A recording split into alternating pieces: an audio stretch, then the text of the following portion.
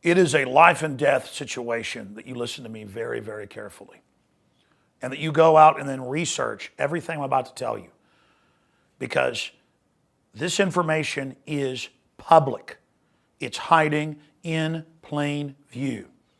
And we must create enough awakening out there to create a large public discussion of this.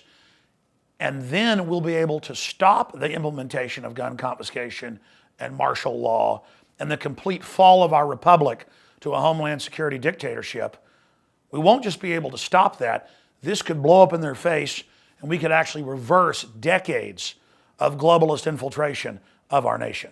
Yesterday, I interviewed veteran Navy SEAL Ben Smith about sources that he has in special warfare who are now being questioned by higher level officers if they will fire on Americans during mass gun confiscation, and that this is coming directly from the White House.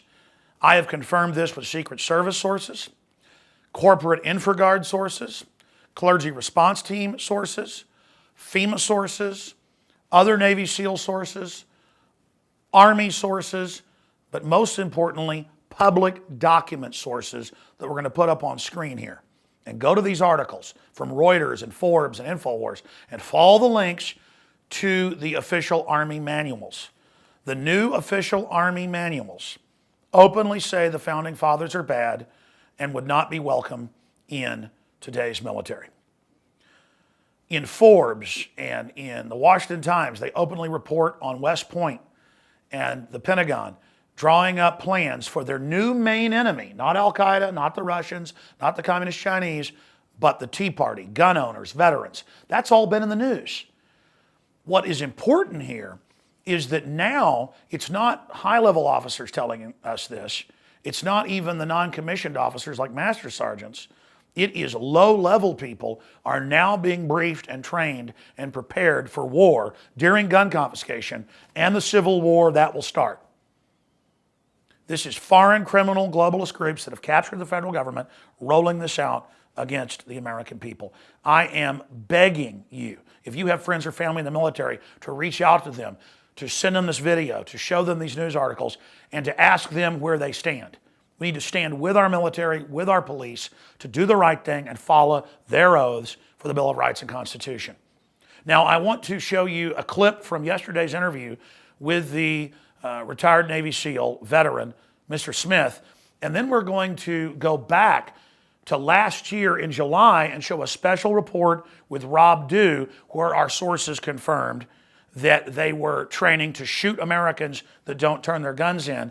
And then another call today I got from a non-commissioned officer who broke down and cried because they hang up the Bill of Rights and Constitution in their break rooms where you can hang up anything you want, like softball, whatever's coming up, or political. They hung up the oath of office as well, the oath of the military. They're pulling them down. They're now under Homeland Security Command. And that's in the news, but they can't even have the Bill of Rights and Constitution or their oath. That's how criminal and illegitimate this is.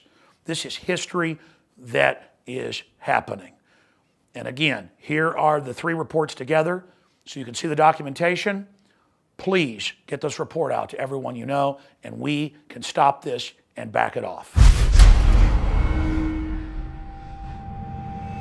Well, going back to the beginning of this administration, I've had friends within the community talking about how they were brought in and, questioned with people from, more towards the top side. And the questioning resulted in kind of, do you feel comfortable disarming American citizens? And you can see that now with the shedding of a lot of the officers and stuff like that. It's we don't have the 100% track on it, but, there's a lot of funny things happening within military. Now that's bombshell, but I want to quantify that. I have Secret Service, FBI sources on record on the air, but also covert sources that are currently in. They say exactly that for 2 years. There is a litmus test where officers from the generals down to lieutenant generals, down to majors, down to sergeant, master sergeants, will you fire on U.S. citizens? And if you say no, you're sent to the worst hellhole or basically kicked out. If you say yes, you're put into special Homeland Security units. Quantify, you're saying people in the community, special warfare community, are saying they have been brought into litmus test meetings. Yeah. And at this moment in this conversation, it's, God, to bring it back to Van Jones. Oh, yeah. Oh, God.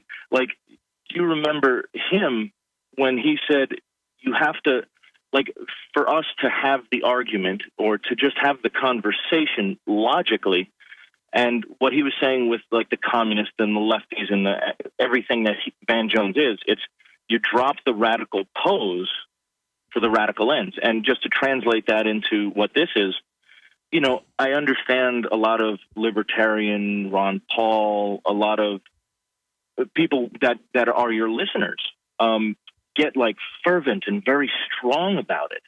And it's not about, being that person that's the loudest right there, having that logical conversation to where someone else can reply and you can go back with facts. And it's a logical conversation that needs to be had. And it's starting to, like, I couldn't believe he asked, that Hemmer actually asked me on air about, it was kind of a surprise that he asked me. Like, you think that the government's trying to declare martial law. I'm sitting there going like, oh, geez, is this an ambush? If I answer this wrong, this is, everything goes down the drain and I'm a kook. But the thing is, Sheila Jackson Lee, you always have somebody, if you've even got the tightest plan, there's always somebody who gives up the jig.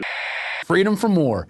State Department publication 7277, released September 1961. The United States Program for General and Complete Disarmament and a Peaceful World. First, there must be immediate disarmament action. And this is written by our State Department. A goal of general and complete disarmament. Second, all disarmament obligations must be subject to effective international controls. You know what that means? No Second Amendment. They talk about the stages of the disarmament process. Third, adequate peacekeeping machinery must be established. Nations are unlikely to shed their means of self-protection in the absence of alternative ways to safeguard their legitimate interests, like freedom from tyranny. This can only be achieved through progressive strengthening of international institutions under the United Nations and by creating a United Nations Peace Force to enforce the peace as the disarmament process proceeds. You guys, you better get serious. You better start talking to people. You better start warning people because it's going to start happening soon. Here we go on page 4. Arms and armed forces would be reduced. The armed forces of the United States and the Soviet Union would be limited to 2.1 million men each, with appropriate levels not exceeding the amount for other militarily significant states. Levels of armaments would be correspondingly reduced and their production would be limited. This is all by a world body. This is not going to be through anything through our country. This is through the United Nations, which means there's no negotiations. There's only killing people and machine gunning them when they don't comply. And they go through a second stage and a third stage. Here we go in the third stage. The manufacture of armaments would be prohibited except for those agreed types and quantities to be used by the UN Peace Force and those required to maintain internal order. All other armaments would be destroyed or converted to peaceful purposes. Chris, you're on the air on the Alex Jones Show. Thanks for joining us. I was with the 45th Infantry Brigade, Delta Company, 1st of the 279, 2nd Platoon. During Hurricane Katrina, I'm kind of calling in on yesterday's subject. I'm sorry about that. For those that still have that slight hesitation in the back of their head that gun confiscation can't and won't happen here, it already has. And I was only 21 years old, just really gung-ho, really dedicated to the Army, especially to the infantry. And I did whatever I was told. And what did they ask you to do? The first thing we did was we got a 3-week, a book full of 3-week-old 911 phone calls, right? So we were like cadaver dogs for about 3 weeks. And in between them, we would run night missions. And here's the thing. A lot of people may think that they'll see this on the news or they'll have time to get ready when the crap hits the fan or whatever. It's a truck, you know what I mean? It's a group of trucks. They pull up, they stack right on your home, as we did, and we broke entry. Yeah, we would yell out, Oklahoma Army National Guard, is anybody in need of assistance? But that's as we were booting in the door. Did anybody resist? Did anybody ever shoot back? What happened? Well, we had a couple of people resist verbally, and they got stuffed and cuffed very violently. We throw them in the back of the 5-ton or the deuce and a half or whatever, and then we take them out to the Greyhound bus station, which was the police station at the time. But how did you and your team justify to yourselves and each other that gun confiscation would help this situation when it was a free-for-all? I mean, isn't that a time when citizens need to be able to defend themselves? It never, like I said, I was just ignorant as hell. And that's kind of something that I worry about with the kids today, if they really realize what they're doing. I had no idea. The only time it ever occurred to me that something may be wrong is we came up, we were down by the old French district. We came up to this man's house. He had a big wooden sign that says, "I'm here alone with my dog and my shotgun. Looters beware." We thought, it's funny. Everyone stopped and took pictures of the sign. But eventually we took his guns. And we left him there with nothing. So now that you know what you know, now that you're listening to the Alex Jones show and you're informed, what would you advise people to do if this happens again? What do you do when they stack right? You know what I mean? And they're prepped to come into the home. There's no negotiating with us. Trust me. There was no negotiating. Yeah. If you resisted, you died. That were the orders. You go for gun or you die. We did a beta test here up in the Northeast region, and we went out to all the units and in all the armories, and you guys can all do this too at your police headquarters, at your Army base, wherever you're at. Well, we started noticing mission changes to where a memorandum came out to where DHS is now in basic complete control of the National Guard in an escalation of force / an emergency.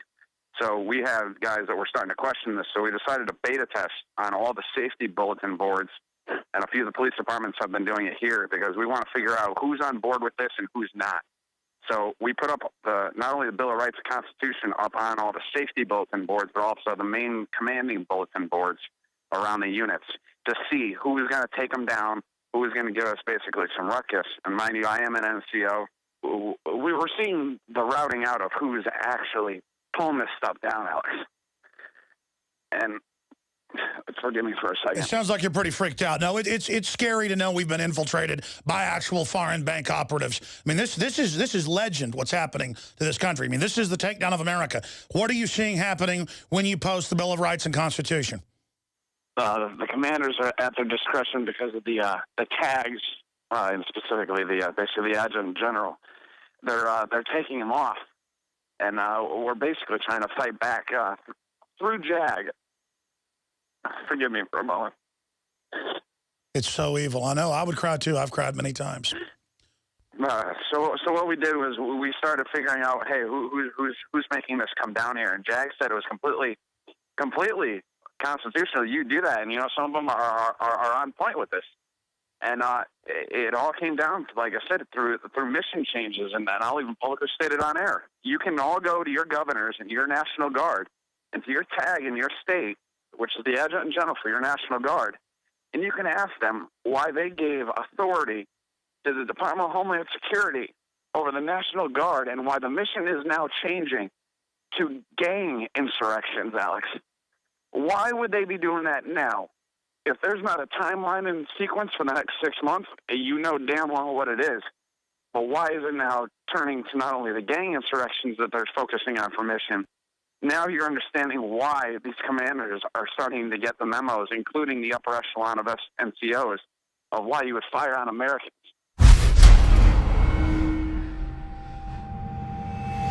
I saw Homeland Security, when it was first being funded in 2002, on C-SPAN, Governor Ridge, say that you'll have to go to TSA to get a job. TSA will be on the streets. They'll be the national police force. That's why I knew 12 years ago or 11 years ago this was coming. Now it's all public. I'm telling you now, this is the takeover. And it's not my opinion. It's all there, hiding in plain view. But the general public doesn't understand military affairs. The military does, and that's why they're our best hope, because they are patriotic men and women on average, and they are really concerned. And they need you to get concerned and learn about what's happening. Exposing this and causing a major debate about it can reverse it. But we are in the midst of a foreign banking takeover. Homeland Security is their fifth branch of the military, headed up by a former Pentagon guy to take over America. This is it. This is the secret police, the threat fusion centers. All of it is for us. Now, we can save America, but history is happening right now. We can stand against this. I'm not trying to scare you. You should be scared of not taking action and speaking out. You should be scared of letting this happen. The danger is in not standing against it. If you care about your family or are concerned, you better preserve this republic. It's the shield protecting us. Once it's gone, we're another third world dictatorship. Alex Jones signing off for InfoWars and Nightly News. Ask yourselves, what are you doing in this time of great challenge? What are you doing to unlock minds? Go to Infowars.com and PrisonPlanet.tv for the latest headlines and cutting-edge information.